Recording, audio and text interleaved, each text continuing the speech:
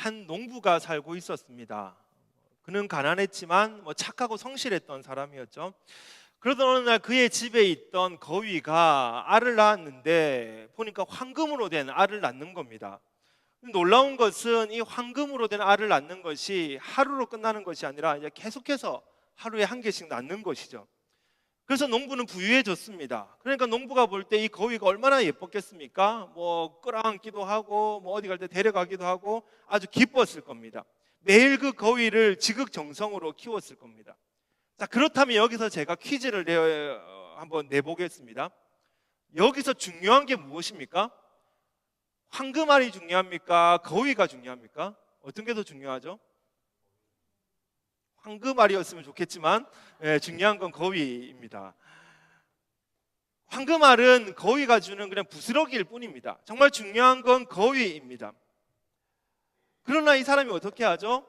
그 거위의 배를 가릅니다. 황금알을 더 가지고 싶은 욕심 때문에 정말 중요한 거위의 배를 갈라버리고 더 이상 아무것도 갖지 못했다라고 하는 게 황금알을 낳는 거위에 대한 이야기입니다. 본질을 잊어버린 겁니다. 정말 중요한 본질은 거위인데 그 본질을 잃어버리고 그에 대한 부스러기만 쫓아 살아가다 보니까 결국은 자기에게 온 기회, 자기에게 온 그 좋은 것들을 계속 누리지 못하고 그냥 자기가 스스로 걷어차버리는 그런 일들이 발생을 한 겁니다. 본질을 붙잡고 살아간다, 이것이 참 쉬운 얘기 같지만 너무나 어려운 일입니다. 예수님께서 보리떡 5개와 물고기 2마리를 가지고 이제 2만 명 정도 되는 사람들을 먹이셨습니다. 그리고도 12바구니가 남았습니다. 엄청난 사건입니다. 잘 한번 생각을 해보십시오. 한 명도 제대로 먹지 못할 것 같은 그 적은 양을 가지고 거기에 있는 한 2만 명 정도 되는 사람들이 먹고도 12바구니가 남았으니까 정말 대단한 일 아닙니까? 그것도 대단한 일이지만 몇 시간 동안이나 제자들은 막 빵을 나눠주는데 빵봉지에서 나올 때 계속 나왔는지, 아니면 주님께 가서 빵을 탈 때마다 빵이 더 많아졌는지, 어디서부터 빵이 늘어났는지는 모르겠지만 지금 제자들은 자기들의 손을 가지고 막 빵을 나눠주는데 2만 명이나 되는 사람을 먹이는 그런 능력을 막 제자들이 나타내고 있습니다. 그러니까 거기에 있던 사람들은 먹었던 무리들이나 나누어줬던 제자들이나 다들 깜짝 놀래고 엄청난 흥분을 하게 되는 그런 상황입니다. 아마 그 흥분이 너무 막 좋아가지고 잠도 제대로 오지 않을 만큼, 쉽게 집으로 돌아가지도 못할 만큼 아마 그런 일들이 막 벌어졌을 것입니다. 자, 그런 후에 이제 예수님께서 혼자 산으로 기도하러 올라가셨습니다. 그리고 제자들을 빠르게 배에 태워서 이제 강 건너편으로, 바다 건너편으로 이제 보내셨죠. 가버나움을 향해서 갔다라고 이야기를 합니다. 출발지는 갈릴리 호수의 어떤 근처입니다. 그런데 이제 건너갔다라고 얘기를 하시니까 아마 그 반대편에, 가버나움의 반대편에 있는 곳에서부터 출발을 한 것 같습니다. 한 5km 정도 떨어져 있는 곳에 이제 배가 지나갈 때쯤입니다. 그런데 이제 이 호수가, 갈릴리 호수가 폭이 한 12km 정도 되니까 거의 한 중간쯤에 있는 상황입니다. 한밤중입니다. 제자들은 그 강 중간, 바다 중간에 놓여 있습니다. 그런데 파도와 거친 바람이 붑니다. 마태복음에서는 이것을 향해서 제자들이 고난을 당하고 있다, 그렇게 말씀하고 있습니다. 고난을 당하고 있죠. 사실 갈릴리라고 하면 갑작스러운 폭우, 이런 큰 파도가 이런 것은 자주 있는 일입니다. 갈릴리가 해면보다 아래에 있기 때문에, 그리고 그 주변에 낮은 산들로 둘러져 있기 때문에 이제 이런 바람이 자주 불었다고 합니다. 게다가 제자들이 누구입니까? 이들은 숙련된 뱃사람들입니다. 눈을 감고도 그 갈릴리 바다 정도는 쉽게 운항할 수 있는 그런 사람들. 또한 갈릴리 바다라고 하는 것이 이런 파도가 친다, 폭풍우가 친다라고 하는 건 누구보다 잘 알고 있는 사람들입니다. 그런데 그런 사람들이 지금 폭우를 피하지 못했습니다. 또 폭우를 만났는데 그것을 어떻게 헤쳐나가지 못하고 있습니다. 그래서 성경은 제자들이 고난을 당했다, 그렇게 말을 하고 있죠. 무엇을 의미합니까? 경험으로도 해결이 안 되고 자신들이 가진 능력으로도 지금 해결되지 않는 상황입니다. 도저히 헤쳐나가려고 하지만 경험으로 빠져나가지 못하고 자신들의 운전 실력을 가지고도 지금 그 고난을 빠져나가지 못해서 어떻게 할지 몰라 쩔쩔매고 있는 지금 그런 상황. 그들이 바로 이 배 한가운데 있는, 바다 한가운데 있는 제자들의 모습이라는 겁니다. 그때 저쪽에서 예수님이 걸어오십니다. 폭풍 가운데 예수님이 걸어오시니까 누구인지 인지를 하지 못했죠. 그리고 사람이 걸어온다는 건 상상도 할 수 없으니까 유령인 줄 알았습니다. 소리를 지릅니다. 아수라장이 되어버린 겁니다. 어떻게 할지 모르는 상황이죠. 그때 예수님께서 찾아오셔서 나니까 안심하라, 두려워하지 말라, 그렇게 안심시켜 주십니다. 정신없는 상황입니다. 파도가 치고 이미 옷은 그 폭풍우 때문에 홀딱 다 젖었고, 저쪽에서 유령인 줄 알고 놀래서 있는데 보니까 유령은 아니고 예수님이고, 그런 정신없는 그런 상황 가운데서 베드로가 어떻게 합니까? 본문 28절 말씀입니다. 베드로가 대답하여 이르되 주여 만일 주님이시거든 나를 명하사 물 위로 오라 하소서. 정말 뜬금없는 이야기죠. 아니, 이 난리통에 죽다가 살아나고 지금 유령을 만난 것 같아가지고 지금 바지 오줌을 쌀 것 같은 그런 상황 속에서 예수님이라고 만났다고 하니까 베드로가 느닷없이 하는 얘기가, 주님, 정말 주님이시면 나도 물 위로 걸어가게 해주십시오. 철이 없어도 너무 철이 없습니다. 시우가 이 질문을 해도 좀 말이 안 될 것 같은 그런 상황인데, 다 큰 베드로가 지금 주님 저도 걷게 해주십시오. 그 난리가 나 있는데, 사실 이 베드로의 요청을 가만히 보면 이 요청은 단순히 철이 없어서가 아니라 이 요청 속에는 베드로가 가지고 있는 욕심이 포함되어 있습니다. 그 욕심이 그 요청 가운데 숨겨져 있습니다. 잘 보십시오. 불과 몇 시간 전에 지금 베드로에게 어떤 일이 있었습니까? 자신의 손을 가지고 2만 명이나 먹이는 그런 놀라운 능력이 나타났습니다. 물고기 2마리, 보리떡 5개, 어린아이의 도시락, 한 명도 제대로 먹을 수 없는 그것을 가지고 자신이 나눠주니까 거기에 있는 2만 명이나 되는 사람들이 먹고도 12바구니나 남는 놀라운 역사가 일어났습니다. 자신의 손에 그런 큰 능력이 나타난 겁니다. 불과 몇 시간 전에 그런 능력이 나타났습니다. 그리고 평소에 배 운전이라고 하면은 눈 감고도 할 수 있는 배를 운전하고 나갔는데, 웬일인지 오늘 밤에는 폭풍우도 나타나고 폭풍우 가운데서 내가 그것을 헤쳐나갈 수 없는 겁니다. 아니, 조금 전까지 나에게 그런 능력이 있었는데, 아니, 조금 전까지 내가 그 사람들을 먹이는 능력이 있었는데, 그리고 나는 이런 경험도 있는데 도저히 납득이 안 되는 거죠. 능력으로 봐도 경험으로 봐도 나는 분명히 이것을 헤쳐나가야 되는데 어떻게 해야 되겠는지 모르겠는 겁니다. 왜 나에게 능력이 없지? 왜 이것을 할 수 없지? 그런 고민 가운데 놓여져 있을 때 그때 예수님이 나타나셨습니다. 그 능력을 가진 예수님이 나타나셨습니다.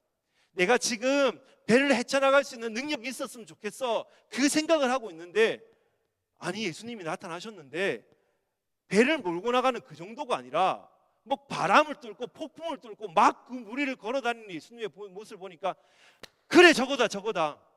저 능력이 나에게 있어야 되는데, 그래서 베드로가 어떻게 합니까? 주님, 정말 주님이 맞다면 나도 물 위를 걷게 해주십시오. 무엇을 말씀하고 있습니까? 저도 그 능력이 필요합니다. 주님, 저도 그 능력이 필요합니다. 조금 전에 사람들 먹일 수 있는 능력 주셨으니까 물 위로 걸을 수 있는 능력, 그것도 나에게 주실 수 있지 않습니까? 저도 그 능력이 필요합니다. 지금 그 이야기를 하고 있는 겁니다. 사실 이것은 그 오병이어의 기적을 체험했던 군중이나 베드로나 똑같은 모습입니다. 오병이어의 기적을 체험했던 사람들이 지금 어떻게 했습니까? 그들은 예수님을 임금으로 삼으려고 했습니다. 예수님이 우리의 왕이 되면 적어도 밥 굶는 걱정하지 않아도 되겠다. 아침에 회사 나가지 않아도 되겠다. 반찬이 뭐가 나올지는 모르겠지만 매일마다 맛있는 것은 그냥 먹고도 남겠다. 그런 생각을 했죠. 나에게 능력이 있거나 그런 능력이 있으니 예수님이 나와 함께 계시거나 그것이 중요한 것이 아니라 주님만 계시면, 주님의 능력만 있으면 우리는 밥 굶는 걱정 없겠다, 그런 생각을 가지고 지금 예수님을 임금으로 삼으려고 했습니다. 베드로도 마찬가지입니다. 베드로가 가지고 있었던 생각은 그 능력이었습니다. 조금 전에 나에게 그런 능력이 있었는데 예수님이 그런 능력이 있으신데 나도 그 능력이 있었으면 좋겠다, 나도 이 능력이 좀 있었으면 좋겠다. 그래서 그런 아수라장인 상황 가운데서, 그런 말도 안 되는 순간 속에서 툭 튀어나온 말, 주님, 저에게도 능력을 주십시오. 나도 걸을 수 있는 능력을 주십시오. 욕심에 가득 차서 지금 그런 이야기를 하고 있더라는 겁니다. 그런데 주님이 어떻게 하십니까? 베드로를 꾸짖으신 것이 아니라 오라, 흔쾌히 오라, 그렇게 말씀하십니다. 그래서 무리를 걸어갔더니 어떻게 되었죠? 여전히 바람은 불고 있었고 여전히 풍랑은 일고 있었고, 베드로는 이 능력이 있으면 바람도 뚫을 수 있을 줄 알았습니다. 이 능력이 있으면 풍랑도 잠잠할 줄 알았습니다. 그러나 막상 뛰어 들어가 보니까 풍랑은 여전히 있었고 바람은 여전히 불고, 그래서 어떻게 되죠? 물에 빠집니다. 능력이 있으면 될 거라 생각했는데, 이 능력만 있으면 내가 모든 것을 헤쳐나갈 수 있을 거라 생각했는데,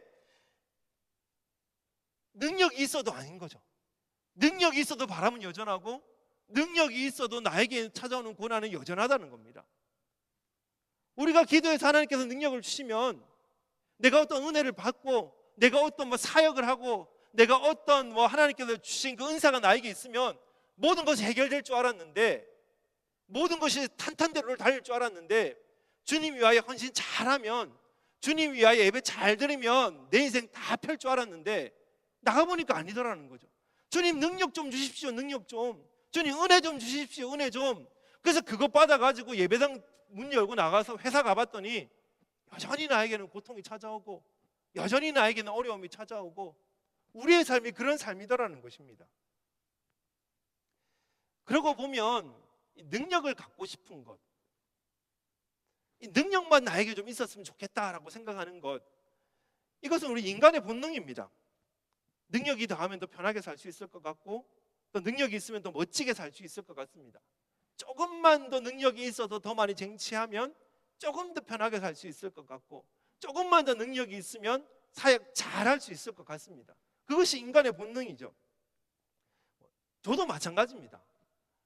목사라고 하는 길이 어차피 재물을 쫓아 살아가는 길은 아니다 보니까 주머니 사정이라고 하는 것이 성도님들 초대해서 맛있게 식사하면서 교제를 나눌 수 있고 또 성경공부 할 수 있고 그 정도만 있으면 그래 나는 만족해, 그런 생각을 가지고 있으니까 재물에 대해서 능력이 있었으면 좋겠다, 나도 이렇게 뭔가 많이 있었으면 좋겠다, 그런 생각을 하는 건 아닙니다.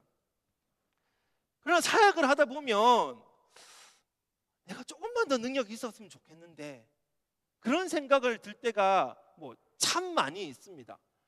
저 연약함이 보일 때마다, 부족함이 보일 때마다 능력이 좀 더 있었으면 좋겠는데 그 생각들이 더 많이 나타나는 거죠. 대표적인 게 뭘까 설교 준비를 하다 보니까 서울말이더라고요. 나긋나긋하게 설교하시는 그런 목사님들을 볼 때마다, 저는 어렸을 때 부산에서 살았으니까 다들 그렇게 설교하나 보다 했는데 서울 가서 설교를 들으니까 이렇게 다르더라고요. 내 귀에 그냥 캔디처럼 그렇게 말씀을 하시고, 아니 강의를 하실 때도 조금 2시간씩 설교를 하시는데, 강의를 하시는데 달콤한 꿀처럼 들리는 것들이, 나도 좀 있었으면 좋겠다, 나도 좀 서울말이 있었으면 좋겠다. 그러나 그런 태생적으로 안 되는 걸 어떡하겠습니까? 어느 순간 그것을 포기하고 더 이상 그것은 구하지 않기로 했습니다. 그러나 우리는 능력을 갖고 싶죠. 오늘도 우리는 더 많은 능력을 갖고 싶습니다. 그러나 이것이 함정입니다. 이것이 사탄의 속삭임입니다. 그리스도인의 목표는 능력이 아닙니다. 우리의 목표는 필요한 것, 갖고 싶은 것, 그것을 충족시키는 데 있지는 않습니다. 기독교라고 하는 종교는 잠시 배를 부르게 해줄 수 있는 능력이나 아니면 폭풍우를 뚫을 수 있는 그 능력에 만족하고, 우리에게 이런 능력이 있어, 그래서 그것을 자랑하고 그것을 파는 종교가 아니라는 겁니다. 그리스도인들은 하늘나라를 바라보고 하늘나라를 꿈꾸며 살아가는 자들입니다. 당장 먹을 것이 없어도, 당장 파도가 쳐도, 당장 폭우가 우리를 덮을 것 같아도, 그래서 내가 죽을 것 같아도, 심지어 목숨을 잃는 한이 있어도 영원한 하나님 나라가 보장되어 있기 때문에 그것 보며 달려가는 사람들, 그들이 바로 그리스도인, 그들이 바로 우리라는 사실입니다. 바울의 삶을 보십시오. 능력으로 치면 사실 바울의 삶을 따라갈 수 있습니까?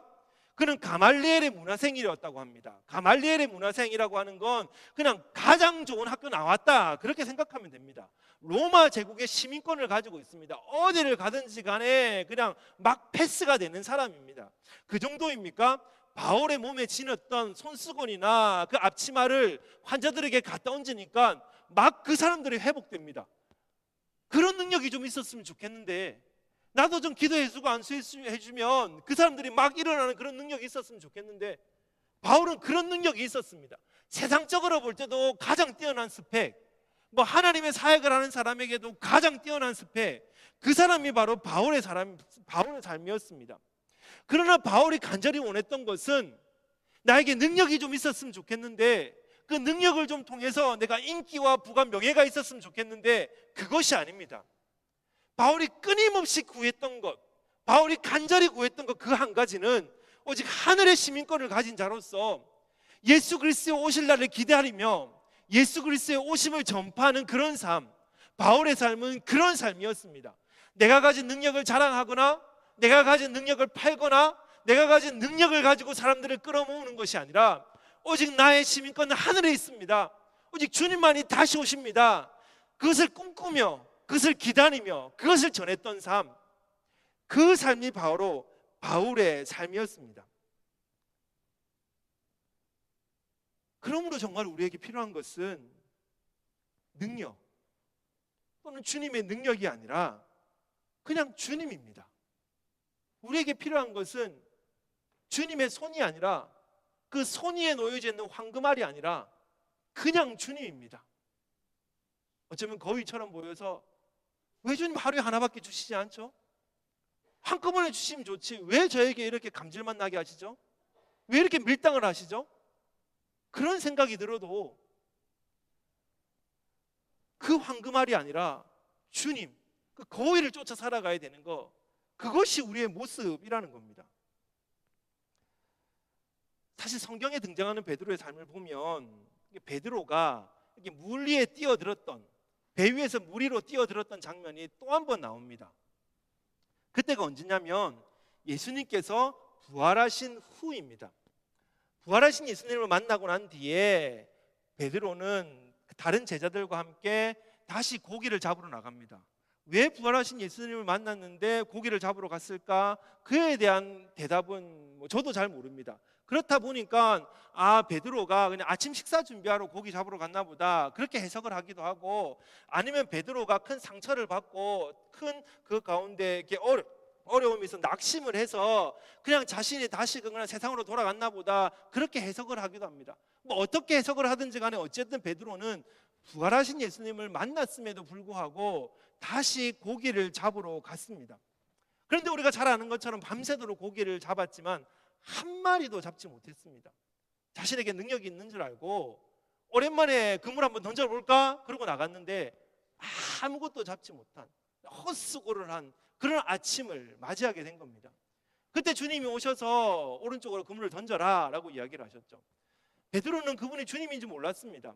아마 제가 혼자 상상을 해보면 한 3년 정도 그 현장에서 떨어져 있었으니까 요즘 고기들이 스타일이 달라져가지고 밤에 던지면 잘 피해 다니다가 아침에 저기 있나 보다, 그래서 저분이 우리에게 가르쳐 주셨으니까 한번 여기 던져볼까?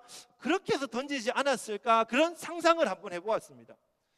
어쨌든 베드로는 그물을 던졌고 그물이 쉽게 걷어 올리지 못할 만큼 많은 물고기를 잡았습니다. 그제서야 제자들은 그분이 주님인지 알게 되었습니다. 그런데 아마 베드로는 아직까지 주님인지를 모르고 있었던 것 같습니다. 그 중에 한 제자, 오늘 성경을 기록한 요한이 큰 소리로 베드로에게 이렇게 얘기합니다. 주님이시라! 주님이시라! 그러자 베드로가 어떻게 합니까? 시몬 베드로가 벗고 있다가 주님이라 하는 말을 듣고 겉옷을 두른 후에 바다로 뛰어내리더라. 주님이라는 말을 듣고 앞뒤 구별하지 않고 그냥 바다로 뛰어들었다는 겁니다. 이것은 베드로에게 굉장한 용기입니다. 사실 일반적인 사람도 할 수 없지만 베드로에게는 특히 더 큰 용기입니다. 사실 독일의 샤시가 참 좋지 않습니까? 그래서 저는 독일에 와서 야, 샷이 참 좋다. 문이 이렇게도 열리고 뭐 이렇게 위로도 열리고 너무 좋다. 그냥 그 생각을 하면서 살고 있습니다. 그래서 뭐 아침에 일어나면 문을 다 환기를 시키고 또 이렇게 공기 순환을 위해서 이게 위로만 열어놓고 뭐 그렇게 생활을 하죠. 대부분이 우리가 그렇게 생활을 하죠. 저도 평일날 교회에 오면 이제 와서 제일 먼저 하는 게 창문을 열고 또 조금 있다가 위로만 열어놓고 그렇게 이제 업무를 보는 게 저의 이렇게 습관 중에 한 가지입니다. 그런데 제가 꼭 하는 게 있는데 그것이 뭐냐면 잠시 뭐 물을 마시러 가거나 뭐 화장실 가거나 그래서 그 룸을 떠날 때는 그렇지 않은데 한 최소한 3분, 5분 그 이상을 떠날 때가 되면 어김없이 저는 창문을 다 닫습니다. 왜냐하면 저에게는 한 가지 트라우마가 있기 때문입니다. 남아공에 살 때 저희 집을 들어오려고 하면 이사를 갔는데 집을 들어오려고 하면 담을 2개를 넘어야 누가 침입을 할 수 있었습니다. 그전에는 엄청 열악한 곳에 살아서 매일마다 막 벌벌 떨고 살다가 이제 담 2개가 있는 곳에 가니까 왠지 저도 모르게 마음이 풀어졌던 거죠. 그리고 집에도 창문이 이렇게 쇠창살로 엄청 촘촘하게 되어 있고 창문도 막 활짝 여는 게 아니라 이렇게 살짝만 열리는 창문이어서 뭐 절대 사람이 들어올 수 없는 창문이었습니다. 그렇다 보니까 저도 모르게 마음을 조금 놓고 있는데 어느 날 자고 일어나니까 책상 위에 있던 뭐 노트북이나 뭐 그런 것들이 싹 다 사라지고 없는 겁니다. 뭐 어떻게 들어왔는지는 모르겠지만 어쨌든 뭐 다 가지고 간 겁니다. 그래도 다행이다. 우리 집에 들어왔으면 우리 가족이 어떻게 될 뻔했는데 뭐 그것만 가져갔으니까 찬스네, 새로 살 수 있겠네. 뭐 그런 생각을 가지고 이제 노트북도 새로 사고 뭐 그렇게 해서 생활을 했죠. 저는 그걸 완전히 잊었다고 생각을 했습니다. 그런데 그게 한 번씩 창문이 열려 있을 때 제가 어디를 나가는, 심지어 뭐 세계에서 가장 안전한 싱가포르다라고 할 때도 문득 그 두려움이 찾아와서 자려고 누웠다가도 일어나서 문을 확인하고 그런 모습이 저에게 있더라고요. 그래서 저에게는 어느 정도 치유가 되긴 했지만 그래도 아직까지 막 창문을 활짝 열어놓고 어디 밖으로 나가는 거, 그것은 아직까지 저에게 두려움 중에 한 가지입니다. 뭐 어느 날 제가 문을 활짝 열어놓고 나갔다라고 하면 뭐 2가지 중에 하나겠죠. 뭐 치유가 되었거나 정신이 나갔거나.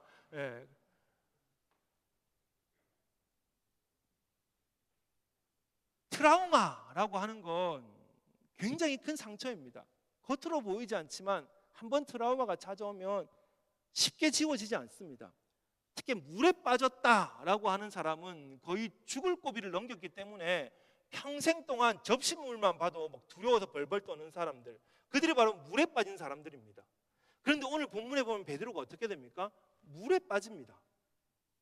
그것도 주님이 오라고 했는데, 믿었던 주님이 오라고 했는데, 주님 능력을 주십시오, 알겠어 와 라고 했는데 믿었던 주님 앞에서 물에 빠져서 허우적대는, 죽을 뻔한 그런 사람이 베드로입니다.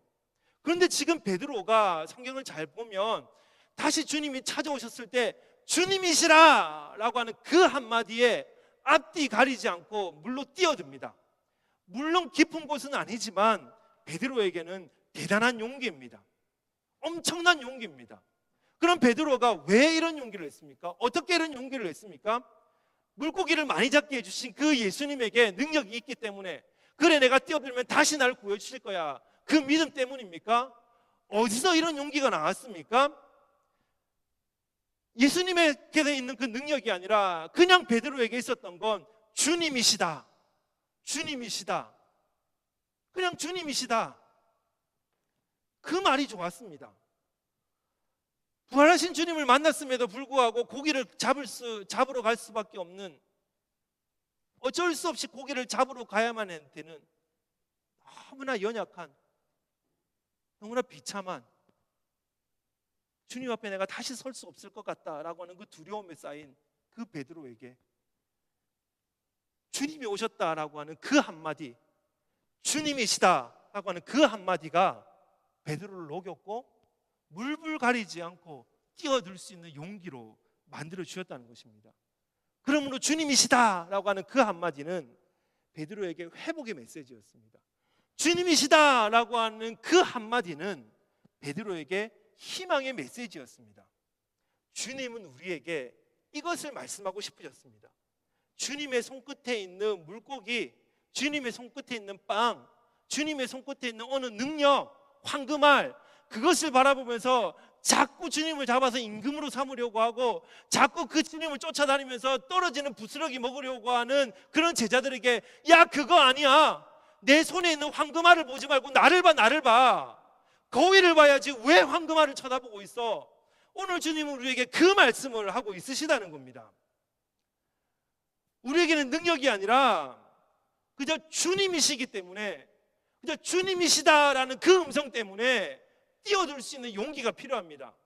아무리 큰 트라우마를 가지고 있고, 아무리 큰 고통이 있고, 아무리 큰 고난이 있고, 심지어 우리가 신앙생활하면서 교회를 통해서 우리가 고통을 당하고, 또 때로는 어떤 사람을 통해서 내가 상처를 받았다 할지라도, 아무리 우리가 어려운 가운데 있다 할지라도 그저 주님이시다, 주님이시다, 우리는 그 한마디에 반응을 해야 한다는 겁니다. 능력의 주님이시다가 아니라 그냥 주님이시다, 주님이시다. 그 음성에 반응하고 그 음성에 희망을 가질 때 우리는 다시 일어나 주님 나라 영광을 위하여 달려갈 수 있습니다. 오늘 우리는 어디에 반응하고 계십니까? 황금알이 아니라 거위, 주님의 능력이 아니라 주님, 그것을 붙잡고 용기를 내어 달려나가는 복된 우리가 되시기를 간절히 바랍니다.